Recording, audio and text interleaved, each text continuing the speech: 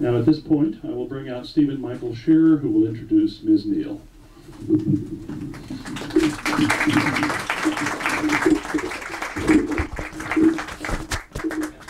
Thank you, everybody, for coming here in the rain. And Dennis, take a deep breath and sit down and relax.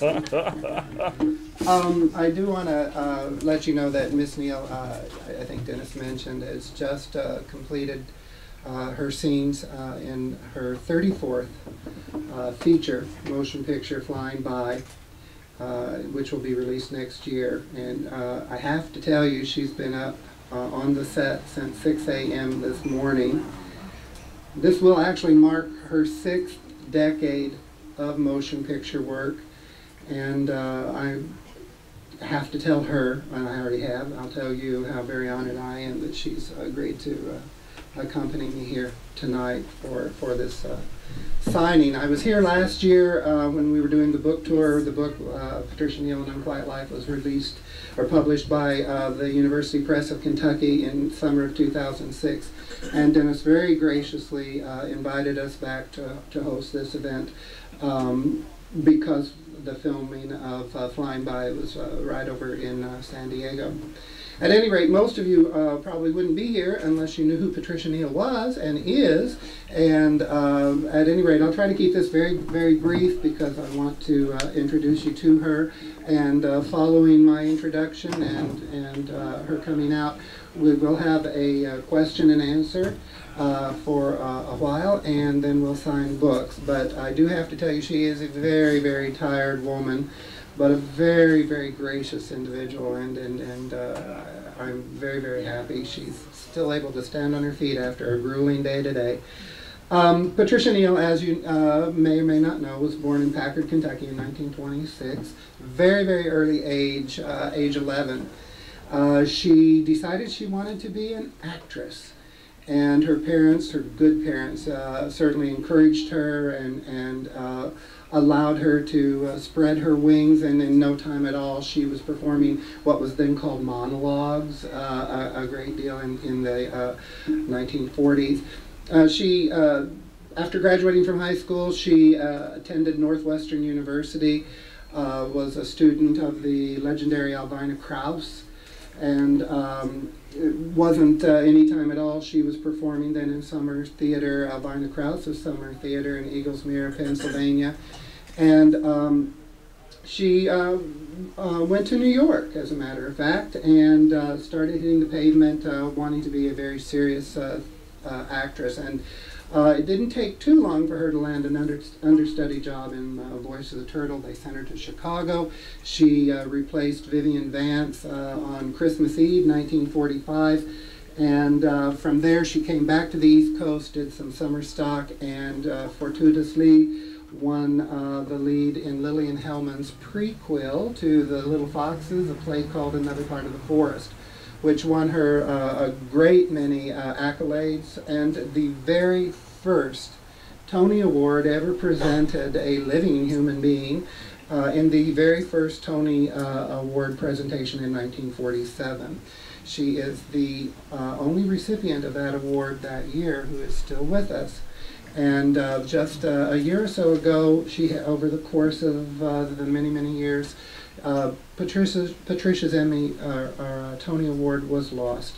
And just a couple of years ago, she was doing a presentation live, and they stopped it and presented her a replacement Tony Award, and she was very, very pleased with that. At any rate, Hollywood beckoned, and she turned down several film offers, but she did go with Warner Brothers because the contract was too good to be true. She was a leading lady, and they had offered her a play that she was set to do called John Loves Mary.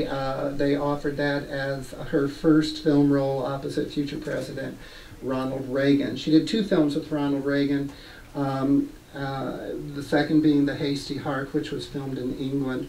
But in between, she starred in The Fountainhead with Gary Cooper. Barbara Stanwyck could have killed her. Stanwyck apparently had suggested to Jack Warner that she was going to do the film role, but Stanwyck was a little long in the tooth, if you will, and she didn't get it. And She effectively ended her contract with Jack Warner because of that. But Patricia Neal was suddenly on everybody's lips, and she was Dominique in that film. I wrote in detail about the Fountainhead in the book because there have been a lot of misinformation about that film, but I did glean from the best material sources I could. And apparently, Ayn Rand, her contract stipulated that nobody would change a word of her screenplay, and nobody did. And Gary Cooper kind of balked at the particular courtroom scene at the end of the film. He was every man, and he was playing a person with high ideals, a person who's whatever you read into the Fountainhead as being the theme of the Fountainhead, that was his portrayal, and it was very difficult for him to say these long-winded speeches. There's one particular passage in the book where he was talking to director King Veeder, and he said, "I just can't say these speeches." And he said, "Well, let me call Miss Rand. She lives about a half hour away from here. It'll take her about an hour to get here. We'll have to sit down in conference." He said, "Oh, let's just do the damn thing." And he finished the scene. And unfortunately, the Fountainhead wasn't the big blockbuster that they were hoping for at the time. But it has improved with age over the years. The film version, there are a lot of aficionados of this motion picture, and it is now definitely a classic. Patricia and Cooper's relationship on and off the screen was repeated again in Brightleaf the following year. And they actually fell in love. And Gary actually came to the production of The Cocktail Party here at the Playhouse in 1950. Patricia did several films for Warner Brothers in her early contract years. Perhaps the most important one, and very rarely shown, is The Breaking Point with John Garfield, which actually Ernest Hemingway, it was based on Ernest Hemingway's book To Have and Have Not. It was a remake of that film. But Hemingway always said that indeed that particular picture, The Breaking Point, was the best adaptation of any of his works.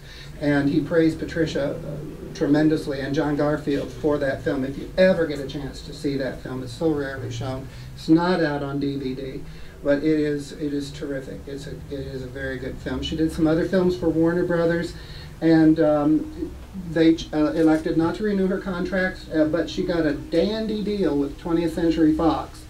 And her first film for 20th Century Fox was, of course, The Day the Earth Stood Still, which was a landmark film. This was the second film she had done for director Robert Wise. The first film being Three Secrets with Ruth Roman. It's a real tearjerker. It's a woman's picture. It's another dandy movie that's very seldom shown and not available on DVD. But it's a good picture. And Robert Wise's The Day the Earth Stood Still, as you all know, is a film classic. Every science fiction film since 1951, since this film came out, has had to stand up to this picture. And you heard Bernard Herrmann's use of the theremins and all. This was quite revolutionary at the time. Anyway, the film was a very good success. 20th Century Fox was very, very happy with her. They lent her out to Universal. She did a comedy with Van Heflin, Weekend with Father. They lent her out to MGM, or wasn't lent out. She did a film for MGM, Van Johnson's The Washington Story.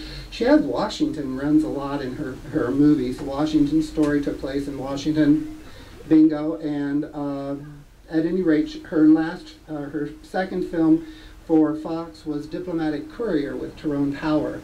She had dandy leading men. And her third film for 20th Century Fox was a very minor film, her third film for Robert Wise, and it was called Something for the Birds, and it was Something for the Birds, with Victor Mature, who she has often said was one of her favorite leading men.